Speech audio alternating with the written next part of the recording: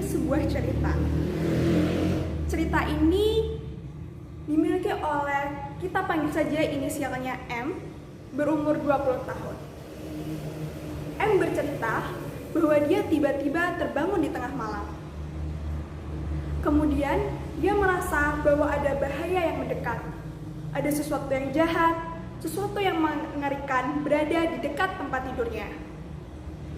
M berusaha berteriak, berusaha ingin bangun dari tempat tidurnya, namun M tidak bisa.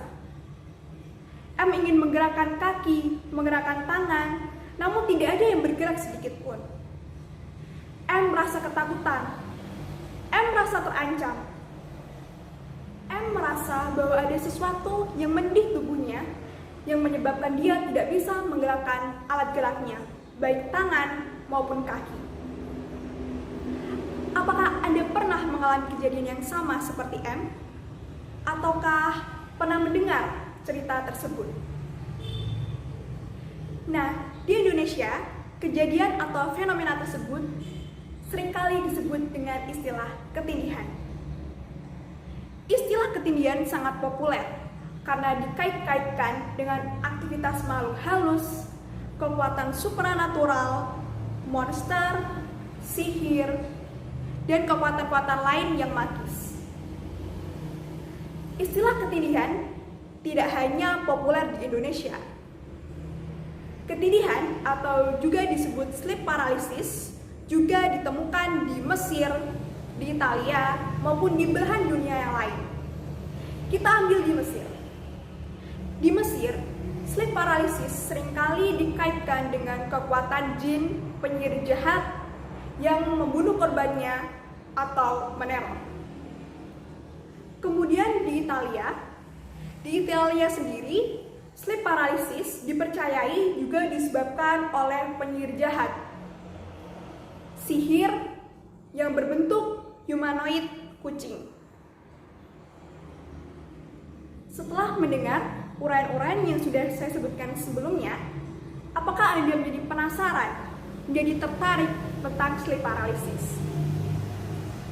Baik, oleh karena itu, dalam beberapa menit ke depan, saya, Mahfazah Salsabila, NPM 29, tutor 5, akan membahas mengenai sleep paralysis dan juga sudut pandang medis maupun sains dari sleep paralysis. Sebelum masuk ke pembahasan apa itu sleep paralysis, saya akan mengenalkan satu lukisan yang sangat berkaitan erat dengan sleep paralysis. Apabila Anda mencoba mengetik sleep paralysis pada kata kunci di mesin pencarian internet, maka lukisan ini akan muncul. Apakah Anda pernah melihat lukisan ini? Lukisan ini berjudul The Nightmare. Lukisan ini dibuat oleh Henry Fuseli pada tahun 1781. Henry Fuseli sangat tertarik dengan hal-hal yang berkaitan dengan mimpi, tidur, baik kedamaian dari tidur, gangguan dari tidur, dan lain sebagainya. Oleh karena itu, banyak orang-orang yang percaya bahwa pada lukisan The Nightmare mengandung beberapa fitur tentang sleep paralysis.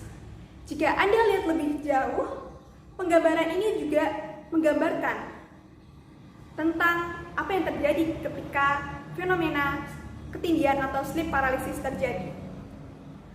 Menurut The American Sleep Disorder Association pada tahun 1990, sleep paralysis didefinisikan sebagai keadaan transisi yang terjadi ketika seseorang mengalami kelumpuhan sementara dalam bereaksi, bergerak, maupun berbicara ketika tertidur atau saat bangun tidur. Kondisi sleep paralysis ditandai ketika seseorang tidak bisa menggerakkan ototnya saat tidur.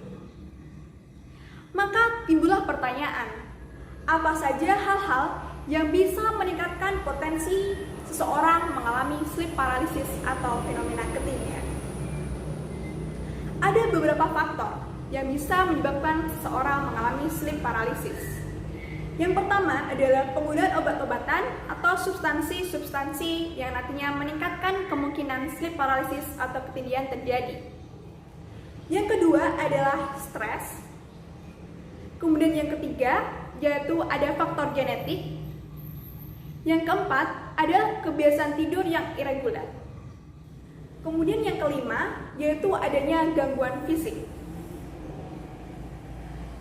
Di suatu penelitian menyebutkan bahwa fenomena ketindihan atau sleep paralysis di seluruh dunia terjadi sebanyak 8%, dengan 28% diantaranya dialami oleh murid atau siswa, kemudian 32% yang lain disebabkan atau dialami oleh pasien psikiatri.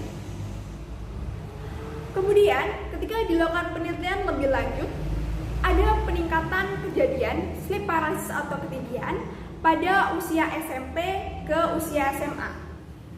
Hal tersebut bisa terjadi karena siswa-siswa SMA biasanya memiliki konflik yang lebih banyak dibandingkan usia SMP. Hal ini juga dibantu oleh lingkungan sebayanya yang mengakibatkan terjadinya depresi maupun kecemasan yang nantinya akan berujung terjadinya sleep paralysis. Ada dua jenis sleep paralysis. Yang pertama yaitu adalah hypnagogic. Hypnagogic sleep paralysis terjadi ketika seseorang belum sepenuhnya tertidur. Normalnya, ketika seseorang tidur atau menjelang tidur, tubuh akan mulai rileks, kemudian mulai kehilangan kesadaran. Namun, pada seseorang yang mengalami sleep paralysis jenis ini, seseorang tersebut tetap tersadar, namun tidak bisa bergerak atau berbicara. Yang kedua adalah hypnopompic sleep paralysis. Hypnopompic sleep paralysis terjadi ketika seseorang terbangun di akhir masa tidurnya. Umumnya, fase tidur dibagi menjadi dua.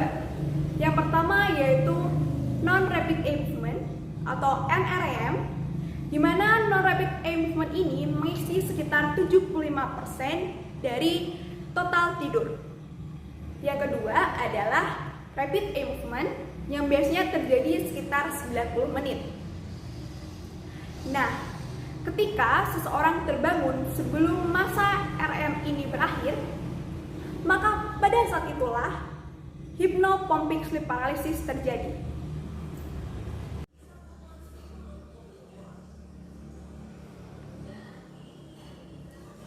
Lalu, bagaimana dengan sudut pandang medis maupun sains mengenai sleep paralysis atau fenomena ketindihan? Fenomena ketindihan atau sleep paralysis tidak jauh dari fenomena yang dialami oleh tubuh, yaitu ketika terjadi pergantian antara fase bangun dengan fase tidur, lebih tepatnya adalah fase REM. Hal ini bisa disebabkan karena adanya pergantian neurotransmitter, sehingga fase bangun maupun fase tidur bisa berganti. Nah, pada sleep paralysis terjadi brain glitch atau kegagalan ketika terjadi pergantian antara fase tidur, yaitu lebih tepatnya fase REM, dengan fase bangun. Berbicara tentang fase REM merupakan salah satu fase dari tidur yang biasanya terjadi setiap 90 menit. Nah, pada fase ini, mimpi bisa terjadi.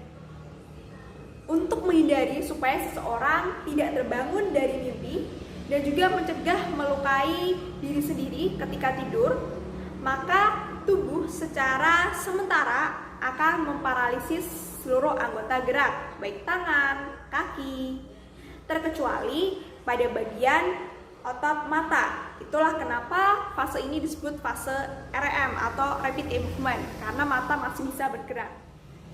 Bagaimana otot bisa tidak bergerak atau terhambat atau menjadi paralisis? Hal ini bisa terjadi karena ada supresi pada aktivitas motor neuron yang disebabkan oleh neurotransmitter. Berbicara tentang neurotransmitter adalah substansi organik yang digunakan biasanya pada sistem saraf untuk menghantarkan impuls. Neurotransmitter seperti GABA maupun glisin, dia fungsinya sebagai inhibisi. Jadi dia akan menghambat aktivitas motor neuron yang ada di spinal cord. Akibatnya, aktivitas motor neuron di spinal cord menjadi terhambat dan berdampak kepada aktivitas otot kerangka. Terjadi supresi pada tonus, terutama otot kerangka. Bagian otak yang menyebabkan supresi yaitu area pons dan juga ventromedial. Area tersebut bisa digambarkan pada gambar ini. Nah, apabila seseorang terbangun saat fase REM, maka hal tersebut menyebabkan seseorang mengalami sleep paralysis. Karena ketika terbangun pada fase REM, tubuh masih berada di kendali supresi otot kerangka. Akibatnya, seseorang masih bisa bangun, bisa sadar, bisa waspada, aware terhadap lingkungan sekitarnya, namun tidak bisa menggerakkan otot-ototnya, tidak bisa bergerak, tidak bisa berbicara. Akhirnya timbul istilah sleep paralysis. Sehingga sleep paralysis bisa dikatakan bahwa seseorang tersebut berada di keadaan paradoks antara fase bangun dan juga fase REM. Yang mana fase paradoks itu bisa terjadi karena ada glitch atau kegagalan ketika bergantian neurotransmitter antara fase bangun dan juga fase REM. Kemudian, bagaimana dengan halusinasi? Rasa takut, rasa terancam, merasa ada bahaya ketika terbangun pada fase REM. Hal itu bisa disebabkan karena terjadi pengaktifan pada bagian otak yang disebut amigdala. Amigdala merupakan bagian dari sistem limbik.